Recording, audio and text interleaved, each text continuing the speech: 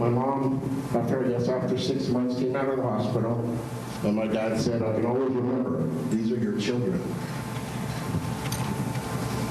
She didn't know her children, you know. Sorry.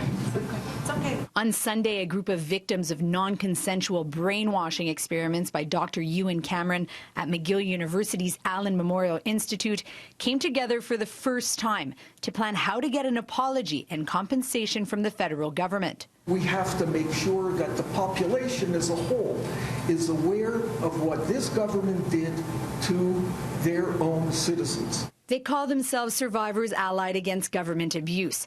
Dozens shared testimonies of what they describe as torture their family members endured at the Allan in the 40s, 50s, and 60s. I feel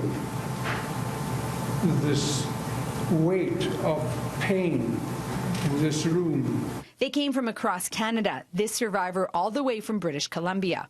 Well, I remember Dr. Cameron. Whoever was, whenever he was around, we were always running away, going hiding.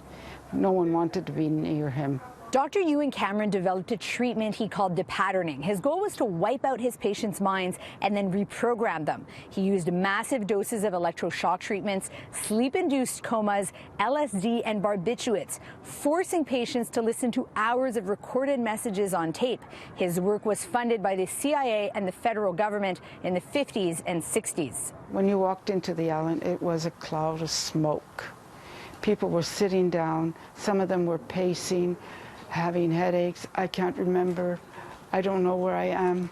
What am I doing? Who am I?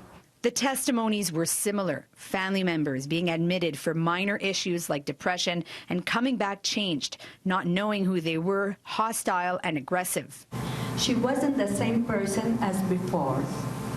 It was very difficult for her to take care of our home and her children. He recently told me a story of how he used to wander around and sit on park benches for hours at a time, trying to figure out what they did to him and what had happened to his body and mind.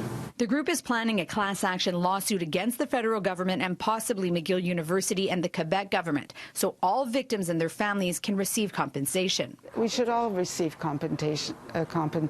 I moved on with my life. I don't need the compensation, but at least I need an apology. But the others do need it. We're functioning, whereas some of the others were not functioning. They are really more severely affected than I was. 77 people did receive $100,000 in compensation from the federal government when it launched the Depatterned Persons Assistance Plan in the 90s, but several were refused, deemed not damaged enough. We're all here together as one voice to try to correct the injustice. In a statement, the Department of Justice said the Depatterned Persons Assistance Plan was set up on a humanitarian and compassionate basis, and a third-party inquiry found that Canada did not hold any legal responsibility towards victims. That inquiry was done by lawyer and former MP George Cooper. But I don't agree with the George Cooper report. He bent, with all due respect, he bent backwards to favor the government and protect the government. Alan Stein has represented over a dozen depatterning victims and was successful in getting all but one compensation. You know, we belong to a group. We're part of it. It's like a family. There's a bond there because we have something, we all have something in common. And we have to support each other. In Montreal, Tenneriello, City News.